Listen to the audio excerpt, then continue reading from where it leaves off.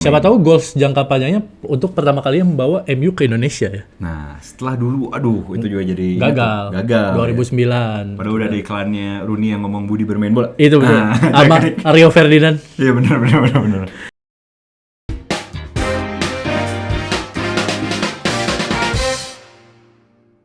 Yes, kalian sedang mendengarkan Parimatch News Podcast, info tren dan cerita tentang sepak bola yang bikin kalian makin update. Di episode kali ini ada satu hal khusus yang akan kita umumkan. Betul. Wes, karena di episode kali ini kita akan mempersembahkan Manchester United x Parimatch. Jadi Parimatch ini udah secara resmi menjadi official partner dari Manchester United khususnya untuk di Asia dan juga MENA. Kok lebih gitu ya enggak? Kan gue jadi sendiri tadi ininya. Oh, karena penonton bayaran. Udah resmi. Udah resmi. Oh, udah resmi. Jadi lu ngeliat nggak lagi match? Gue pertama lihat tuh pas match game week 1 MU lawan Arsenal. Di Old Trafford kan. Ya. Itu di kita nyebutnya apa? LED running text.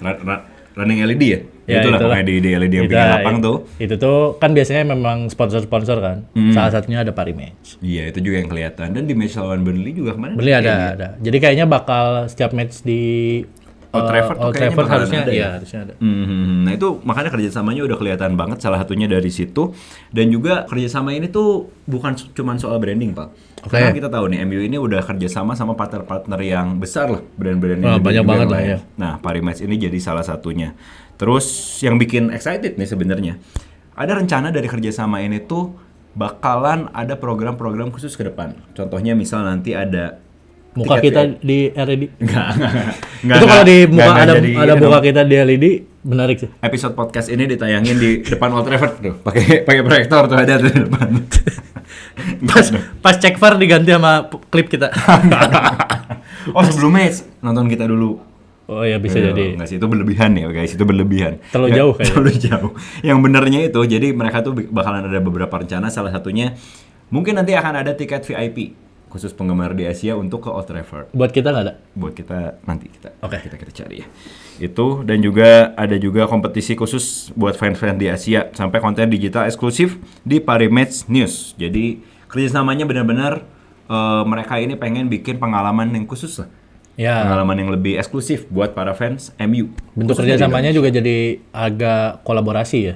Betul. Bukan cuma as official partner doang kayaknya. Bukan cuman yang brandingan nempel doang logo kayak gitu. Makanya bakalan lebih ada pengalaman yang dibikin gitu. Nah, salah satunya juga Chief Business Officer-nya MU nih, Mark Armstrong.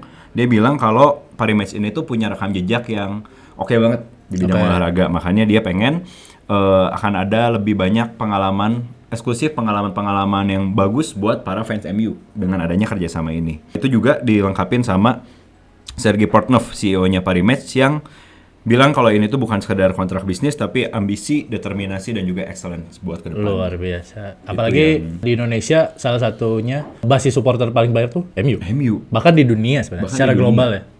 Khususnya kalau di sosmed aja, konten-konten yang tentang MU udah pasti FYP udah pasti naik biasanya. Iya, betul. Dan MU ini yang dari yang gua tahu supporternya termasuk yang merata.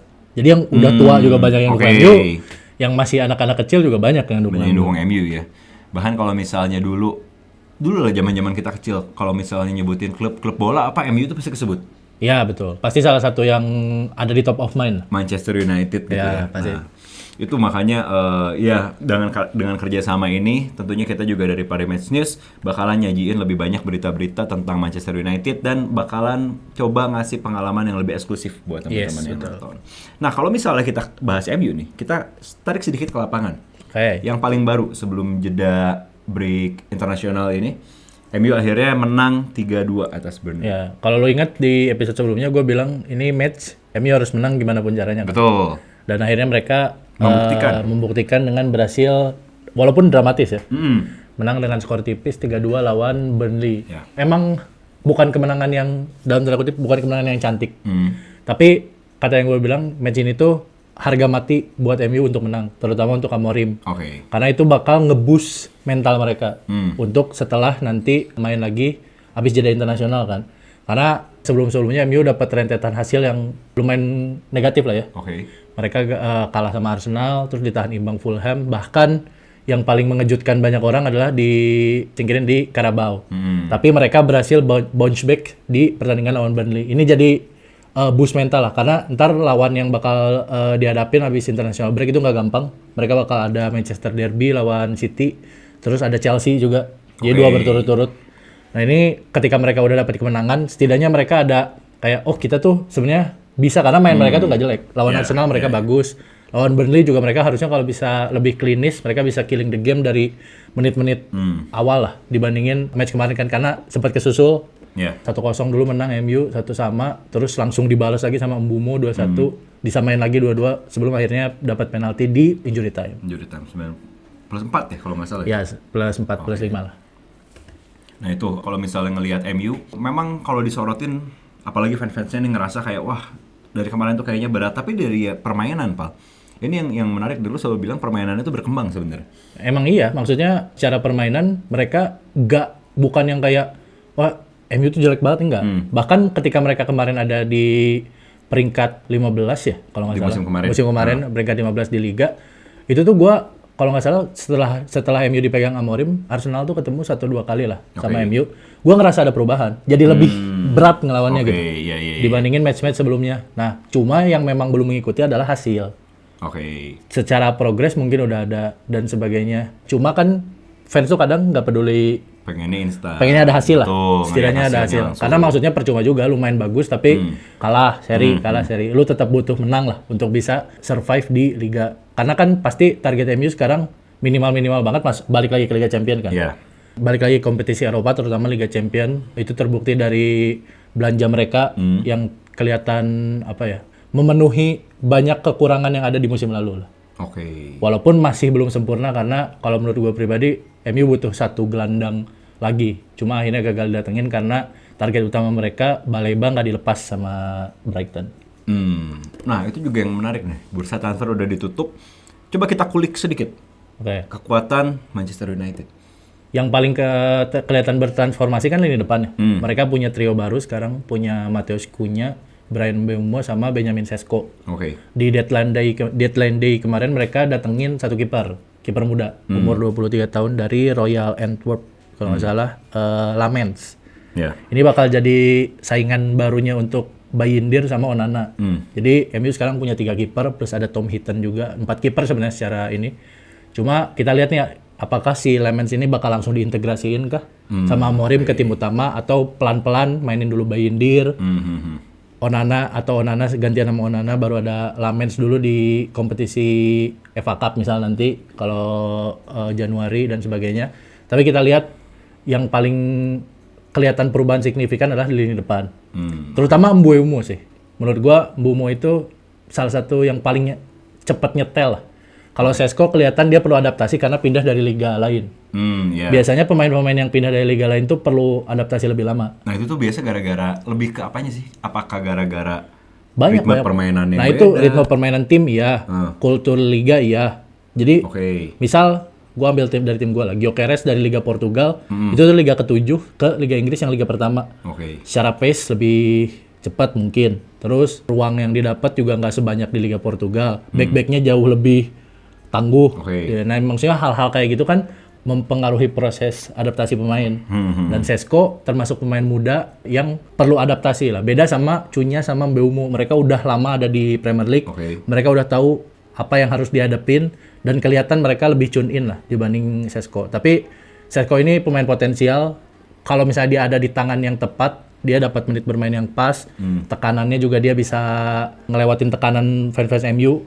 Karena kan pasti kalau misalnya striker tuh nggak golin sekian lama pasti dapat kritik, tekanan dan sebagainya. Apalagi tahu MU ini fansnya itu fanatik dan militan besar ya. Militan.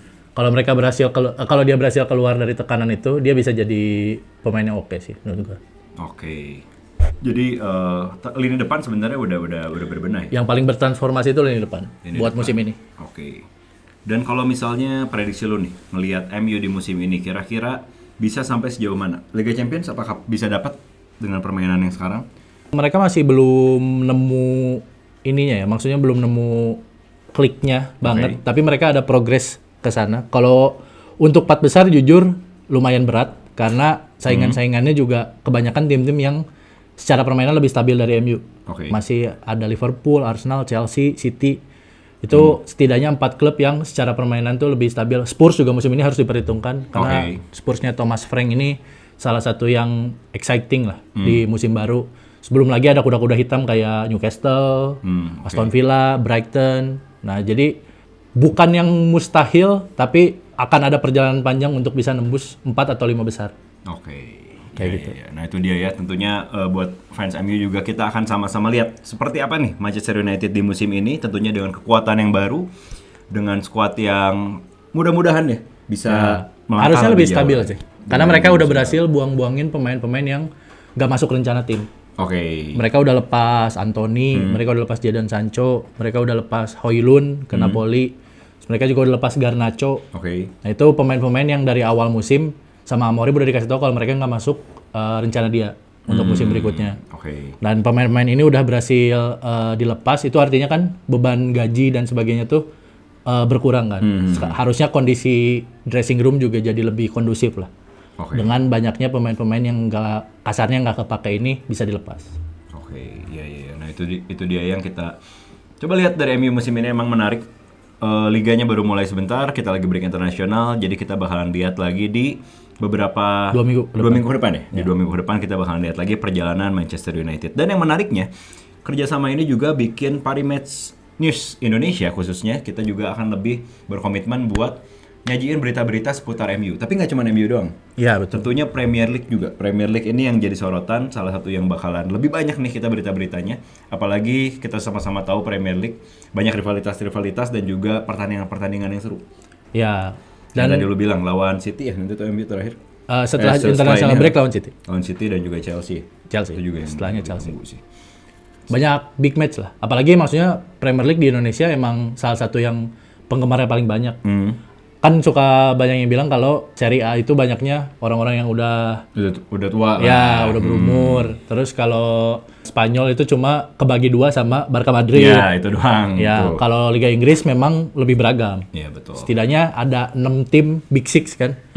Yang basis supporternya lumayan lah di Indonesia. Gitu. Nah itu dia makanya kenapa kita akan lumayan banyak juga nih ngebahas tentang Premier League, mulai dari analisisnya, mulai dari update berita-beritanya tentang pertandingan, tentunya seputar pertandingan juga itu yang akan terus kita sajikan tentunya dengan bahasa yang enak juga didengar, dengan gaya-gaya penyampaian yang teman-teman pasti enak banget buat ngikutin berita-berita. Termasuk kalau teman-teman misal ada bahas MU tentang ini dong, misal MU tahun berapa, MU tahun berapa, selama kita misal ntar bisa provide, kita bawain. Kita bakal bawain juga. Soalnya selain di YouTube ini yang kalian bisa nonton, kalian juga bisa lihat di website kita juga sangat lengkap beritanya di parimatchnews.id. Di situ ada berita-berita tentunya seputar MU juga akan lebih banyak konten eksklusifnya, Pak. Iya, betul. Dengan adanya kerjasama. Siapa tahu goals jangka panjangnya untuk pertama kali membawa MU ke Indonesia ya. Nah, setelah dulu, itu juga jadi gagal. 2009. Padahal udah ada iklannya Rooney yang ngomong Budi bermain bola. Itu betul.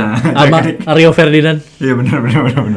Cuman akhirnya gagal datang. Nah, ya mudah-mudahan untuk dari pertama sini kalinya bisa dibawa ke Indonesia ya. Itu yang bakalan kita lihat. Cuman ya sebelum MU-nya dibawa ke Indonesia nih, kita dulu ke Old Trafford. Enggak juga. Tapi itu kita pengen sih. Menarik kita liput MU. Ya. Tapi sebelum itu, jadi dengan adanya kerjasama ini dan Parimatch News tentunya yang di Indonesia, yang tadi ya kita punya website di parimatchnews.id, kita ada sosial media juga, Instagram, TikTok di pmin_news dan juga di YouTube. Ini yang harapannya buat teman-teman fans MU nih bisa ngerasain lebih dekat lagi dengan Old Trafford melalui Parimatch News Indonesia. Betul banget. So, nantiin terus konten-konten eksklusif dari kita tentang Manchester United, tentang Liga Inggris, dan tentunya nggak cuma itu, lebih lengkap juga tentang berita bola Indonesia dan juga dunia. Betul, karena kita juga fokus sama liga kita ya. Liga kita lokal, juga. Timnas dan sebagainya, kita masih akan ngebahas tentang itu. Jadi buat kalian fans MU, terus pantengin Parimatch News Indonesia, dan buat fans bola juga harus tetap pantengin karena kita punya banyak berita bola seru. Oke? So, thank you buat yang udah nonton episode ini. Kita akan ketemu lagi di episode berikutnya. Yes. Okay, bye. Bye.